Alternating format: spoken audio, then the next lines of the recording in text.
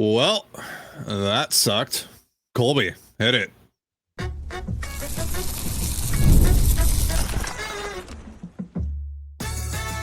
You are Locked On Mariners, your daily Seattle Mariners podcast. Part of the Locked On Podcast Network, your team every day. Yeah. Ahoy, sailors. It is Tuesday, September 2nd, 2025. This is Teddy Gonzalez and Colby Patnode for the Locked On Mariners podcast, part of the Locked On Podcast Network, your team every day.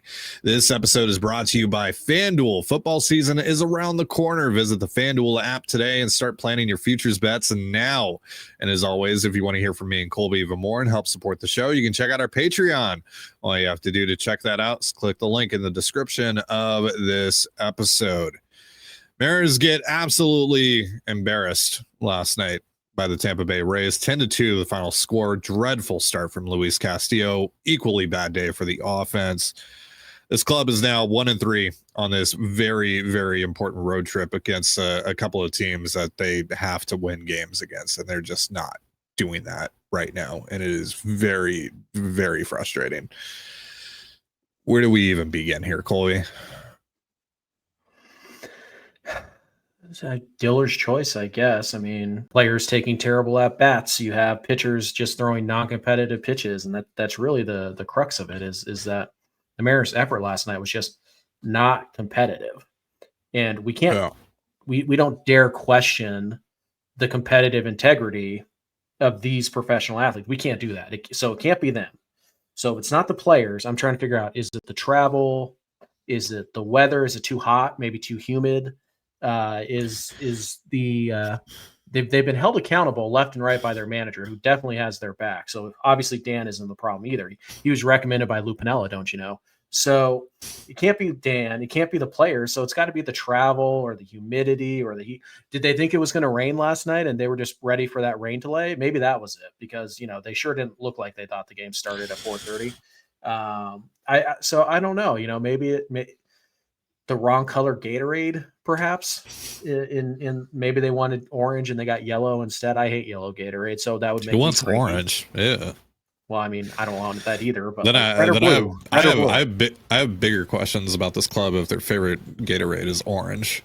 Yeah, but either way, there must be something like that, right? Can't possibly be a player thing, though. Nope, it's got to be the weather or the travel or the heat or the humidity. I think it might rain today, so they probably, there probably no reason to go to the ballpark if there's a 20% chance of rain. I'll just mentally stay in my hotel room and play Nintendo Switch. Like, maybe that's what it is. Maybe they had to get a new debit card, and so their Nintendo Switch premium subscription didn't go through, so they have to go type all that stuff out again. And oh man, it's just so exhausting. It's so exhausting. It's got to be something like that, because we know it's not the players. We know it's not their actual effort. It can't be their attitude. It can't be anything the players do. Like, they are beyond criticism. Don't worry, I'm sure they'll have a meeting or something that'll fix everything, because as we know, the Mariners respect and admire their manager and don't view him as a doormat that they could walk all over. And you could tell that based on the effort they put out last night. So it can't be the manager. It can't be the players. It's got to be that it was 88 degrees last night. That's what it is. Like, how could a team possibly be expected to win baseball games if it's not below 75 degrees with a slight breeze in August in Seattle? That's the only way any team can win a baseball game. Right. Like, nobody can win a baseball game in 88 degrees with 60% humidity. That's insane. Totally. So it's got to be that. Like, Major League Baseball should be ashamed of themselves for not, turning down the temperature of that outdoor stadium last night and letting the Mariners compete at 75 degrees, because, I mean, who on earth would think they need to win a baseball game when it's 77 in the fourth inning? I mean, could you imagine the indignity? Yeah, the travel stuff, the weather stuff, the constant excuses that get thrown around for this club. Enough of it. Especially on the travel front. Like, this organization has been around for half a century. They've had one of the greatest travel disadvantages in all of sports for half a century. And obviously that's gotten even worse over the last couple of years with MLB expanding or changing the schedule format where now you play every team, et cetera, et cetera, et cetera. But still, every single Mariners ball club since the mid 70s has traveled a ton. And over that span of time, they have had really good to even great road clubs. It is very possible for the Seattle Mariners to be a very good road team. This team, for whatever reason, is not. And what we watched last night was embarrassing.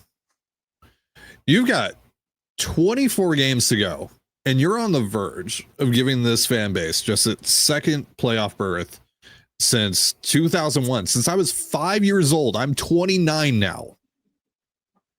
And yeah, you're going to lose games and you're going to go on slumps because that's just the nature of the sport. But last night was not that. Last night we saw a club that was not locked in, which is inexcusable at any point in the season, but especially now with what's on the line. And I'm not even talking about Castillo and what the offense failed to do against Boz.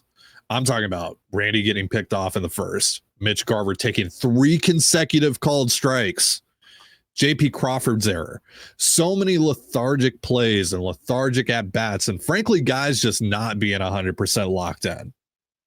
And as someone who has spent almost every year of my entire life wishing the Mariners would find themselves in the position that they're in right now, I find that insulting.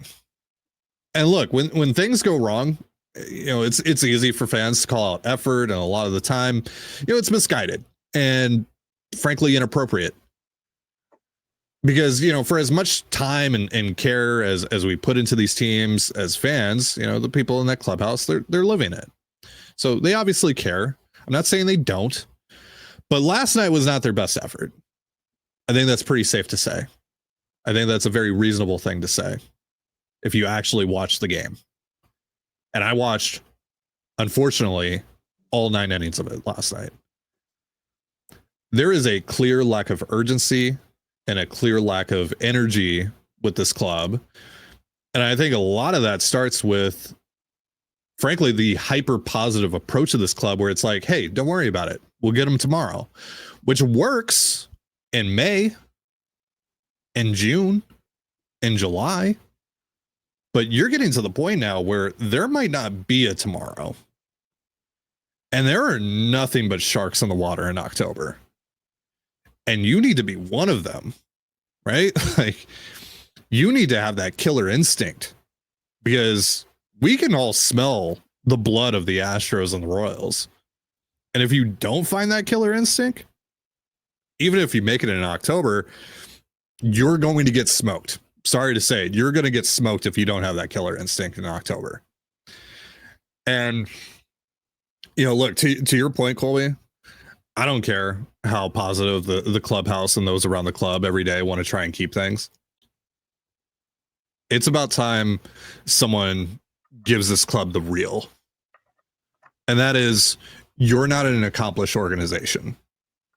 Okay? You're the Seattle Mariners.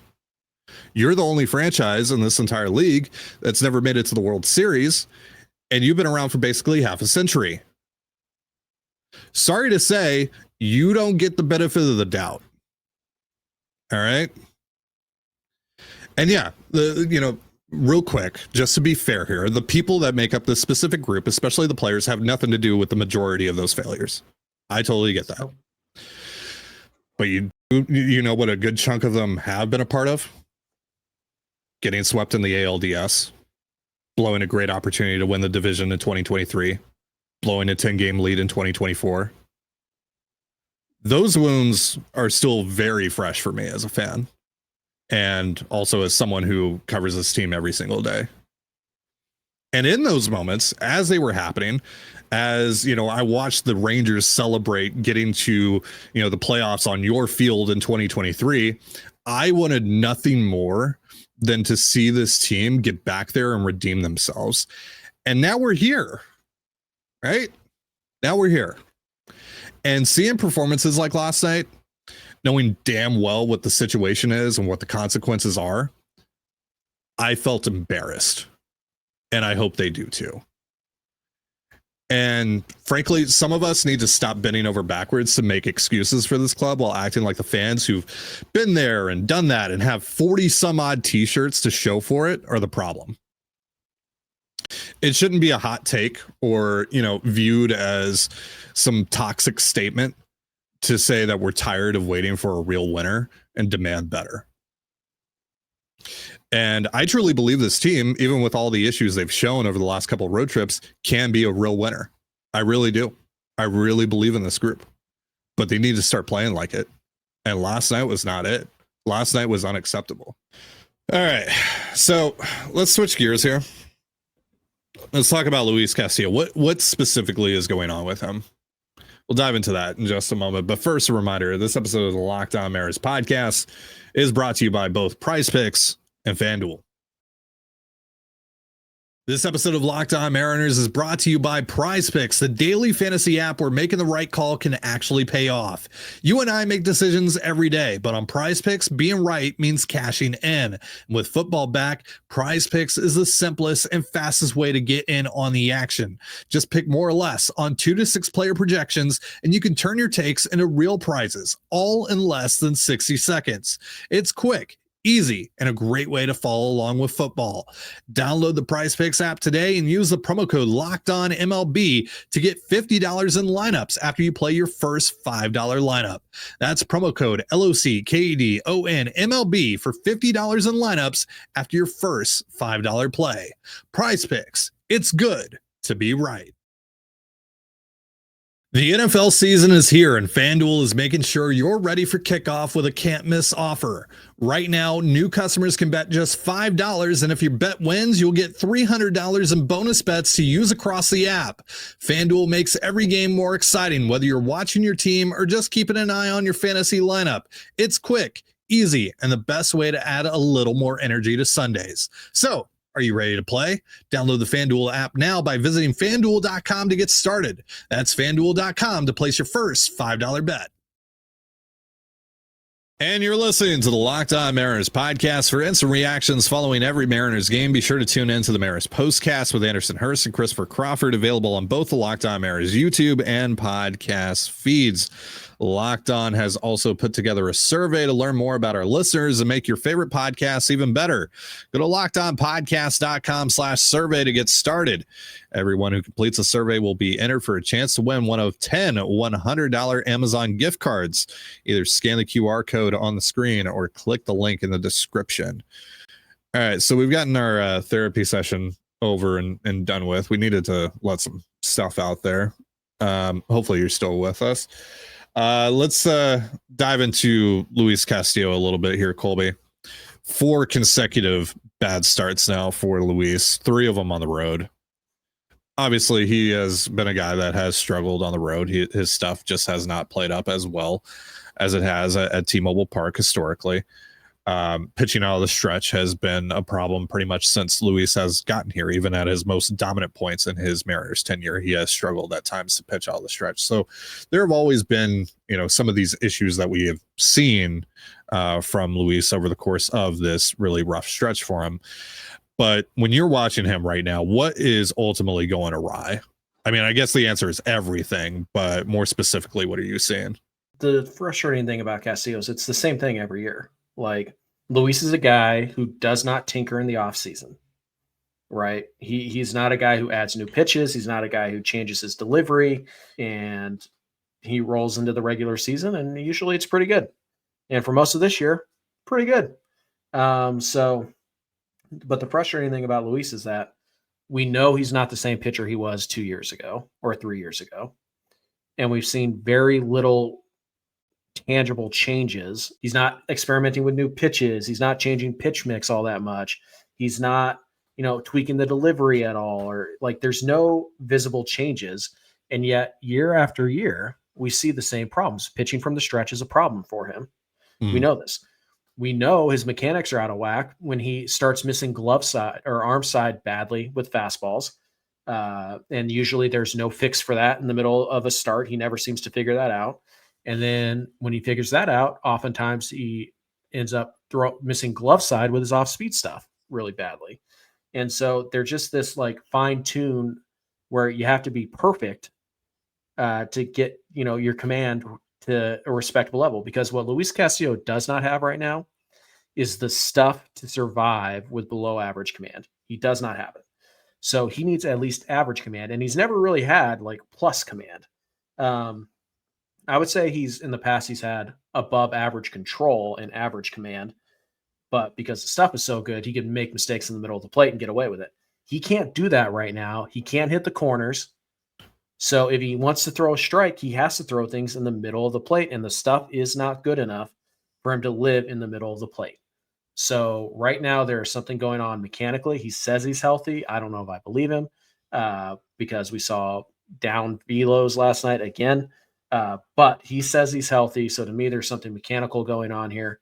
And again, if he's not on the corners, he's a batting practice pitcher. Like we saw it last night, just high exit velos. And by the way, he looked really good in the first 5 hitters, got the first 5 guys out, no problem. Stuff looked really good. Command was actually pretty solid. He was on the corners. What happens? Somebody gets on base. He goes from the stretch, walk, home run. Then he gets the next guy out when he's not in the stretch again. So it's one of those home run to a guy that had a sub 600 OPS entering last night, by the way. Just wanted because he has to throw the fastball in the middle of the plate. Otherwise, he's going to walk guys because he can't hit the corners. So it's the same story. He only goes 4 again. Like Luis Castillo, even like, forget the fact that he's getting lit up like a Christmas tree for a minute. Every 5 days, your bullpen is getting walloped because Luis can only go 4 innings. You are essentially right now punting 20% of your games just by Luis being on the mound at all. You're guaranteeing a loss, more or less, right now, based on how he's pitching. And I'd love to be like, well, it's only 4 starts, and look at the other 20 starts. He was really solid, and you can count on him.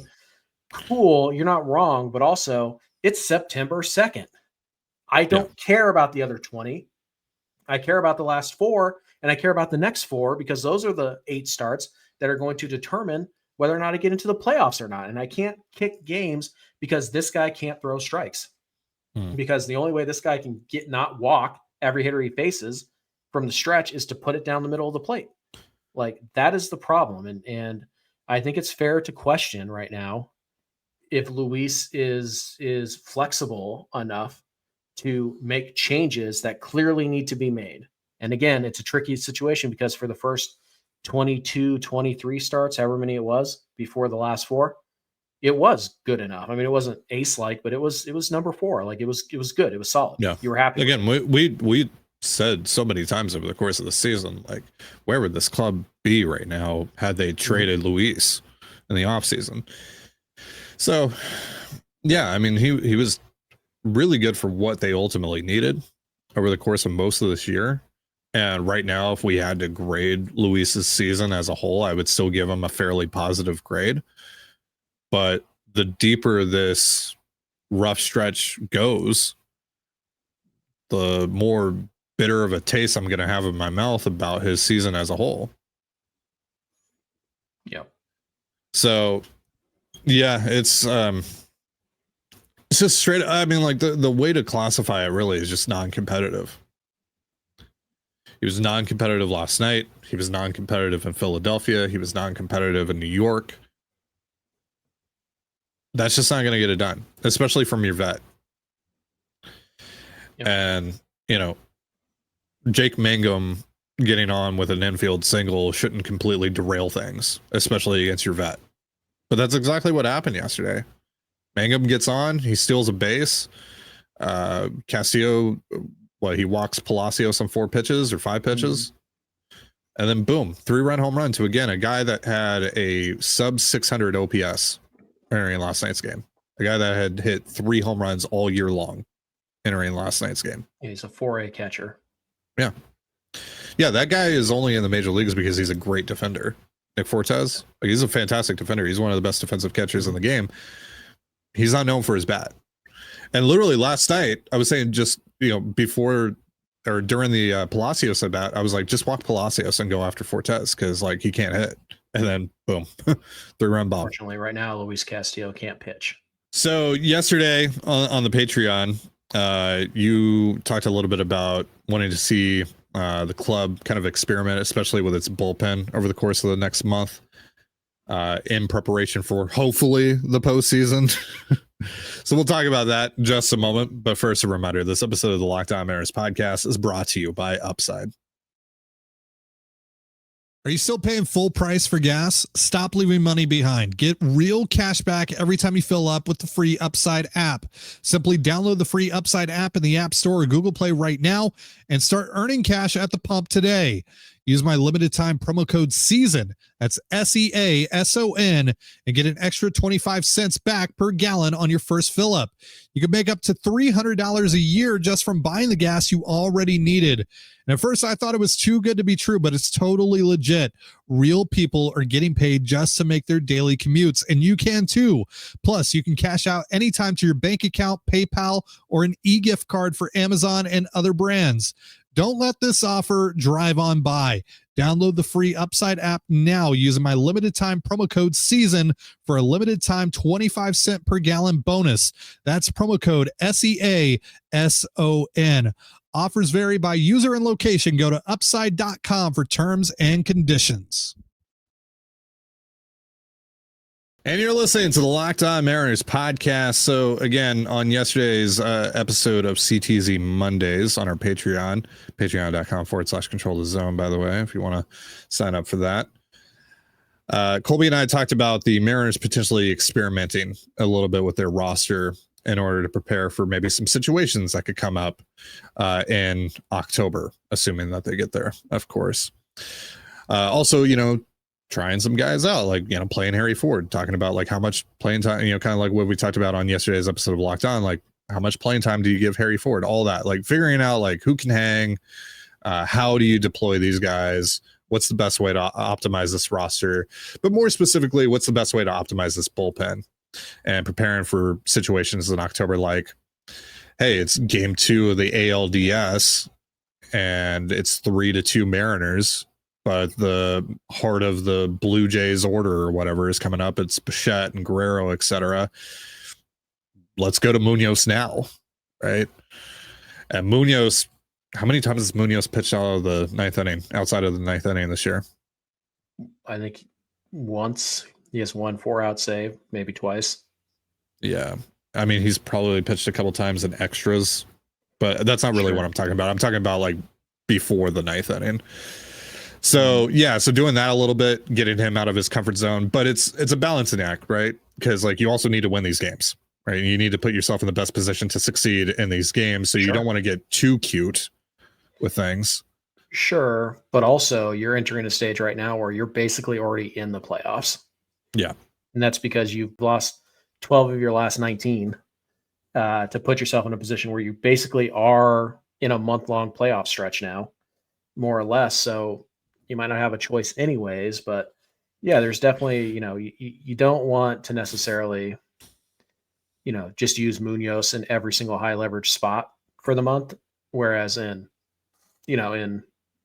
October, you can do that because there's built-in off days and whatnot. So it's easier. So yeah, I think, it's one of those things where I think you do want to get Munoz, get him used to be like, hey, it's the 7th warm up. We're going to use you here to get, regardless of the situation, almost like, hey, we've got like, let's say it's Mookie Betts and it's Freddie Freeman in late September. And it's like, oh, well, we're up 6-1. All right, in the 6th or in the 7th or whatever. But let's get Munoz. No matter what, you're facing Betts. Like, I don't care what the situation is, you're facing Mookie Betts. And then you're going to sit down in the dugout, and then you're going to go back out there, and you're going to face Freddie Freeman and Shohei Ohtani, right? Because we need you in that mode where it's like you're going to come put out the fire in the 6th, and then you're going to have to go pitch the 7th because that's a situation that might come up in October. And if you haven't done it all year, it can be difficult. Like when you get so used to your one role, and this is when you get ready, this is when you go out to the bullpen, this is when this pocket is coming up, and you're not going to pitch unless we have the lead in the ninth, so don't even worry about all that. And then you go from, by the way, we need you to pitch the sixth. I know you don't normally go out to the bullpen until the fifth anyways, but get out there. We need you to throw, and we need you to get hot really quick, and we need you, like, you have to be ready to put out the fire. And Munoz, for the most part, has not been asked to get ready quickly. They've planned, and okay, he's probably going to pitch the ninth, so you could start your slow warm up and all. You got to go. Like in the postseason, you have to go. You have to get ready in a hitter's notice, more or less. Yeah. And you haven't done it all year. It can be tough. It can be jarring to the body, to the arm, to the mind, to just be like, oh, by the way, we need you now. And I know you normally get 10 minutes to warm up. We need you to be hot in 2 minutes, because we have to have you face Yordan Alvarez or whatever. And it's not just Munoz. But it's a little more Munoz than other guys, because his role has been so defined as just the ninth.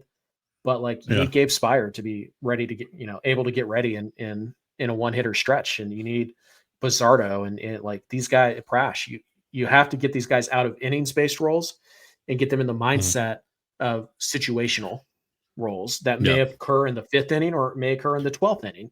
You have to have them ready for that. And I don't think that's something you want to do for the first time in a couple of years in, game 2 of the ALDS. I don't think that's a good time to spring that on somebody. So kind of maneuvering the bullpen a little bit, managing the bullpen as you always should manage it, but whatever. I think you need to start doing that now a little bit here and there, just to kind of get guys used to these roles. And it might have the added benefit of you actually winning a couple more games by accident, just because, you're actually leveraging the leverage arms in a proper way. Boy, wouldn't that be nice? Yeah. So we'll see if they want to make those adjustments. Maybe they still want to wait another week or two, which I guess is fine. But I think you want to start sprinkling that in now and just kind of get them used to the idea. Like, I think tomorrow's a great day, regardless of score, to have Munoz go out there in the eighth, get an out, and then come back out and pitch the ninth, because you have Thursday off. Well, you definitely should be willing to do it on the next road trip, because those are basically playoff series. Right. The Royal Series and the Astro Series are basically playoff series. So there you go. That's the opportunity right there. But yeah, if you want to start sprinkling it in now in preparation for that, the Rays, the Braves, the Cardinals, the Angels, those are the next 4 teams that you're playing. Those are all great teams to kind of get some practice rounds in, for lack of a better term. Yeah. So yeah, we'll see. But again, it's a balancing act, right? Because like, you don't want to mess things up too much here and get too cute with things, but also, again, like you said, you also don't want to ask guys to just suddenly do something that they haven't done before in the highest leverage moment of possibly some of these guys' careers. Right. So yeah, like for example, I would love to see Edward Bizzardo get an actual save opportunity, because I think that's something that he might have to do. You just get him used to pitching the ninth. Like, I think you can find a spot where you have like a 2-run lead in the ninth, or like, let's say you have a 2-run lead after 7. It's like, hey, let's have Munoz pitch the 8th. Yeah. And then in that situation where we're in the playoffs, where, Munoz is going to come in and pitch the 8th because it's Pena, Correa, Yordan, or Altuve, whatever it is, right? Yeah. He's going to pitch the 8th. Well, that means when it's 6, 7, 8, maybe Munoz would pitch, try and get you 6 outs. But if not, Bizzardo might be the guy you go to, because you might have had to already use Gabe Spire to get Yordan out in the 5th. So it's kind of one of those things where you want guys to be comfortable in whatever situation they're asked to pitch in, as comfortable as possible. And it's really hard to get guys to be comfortable in these situations if you've never asked them to do it before now. Right. Yeah. The first time you do anything, you're probably going to suck at it. Like, you're probably going to have nerves. You're probably not going to perform at your peak. So it's kind of one of those things where it's like, let's just get you here where there's still leverage spots, but they're not the same as, win or go home in game 3 of the ALDS situation. So we'll see if they want to experiment with stuff like that. I think they should. I doubt they do it anytime soon, but I really do think they should, particularly with Munoz, because Bizzardo's pitched in the 5th, the 6th, the 7th, the Munoz is pretty much strictly pitched in the ninth, and he hasn't pitched in a playoff game since 2022. So like even that is still a relatively new experience for him. All right. Well, that is going to do it for our show. Thank you so much for joining us here on the Locked On Mariners podcast. For Colby Patnode, I'm Titan Gonzalez. Be sure to give us a follow on Twitter at LO_Mariners. You can follow me at Titan Gonzalez and Colby at CPAT11. That's CPAT11. We're also on Blue Sky. You can follow me at TDG, Colby at MLB Colby, and the show at Locked On Mariners. You can also find us on Instagram at Locked On Mariners. Have yourself a beautiful baseball day, and we'll see you next time. Peace.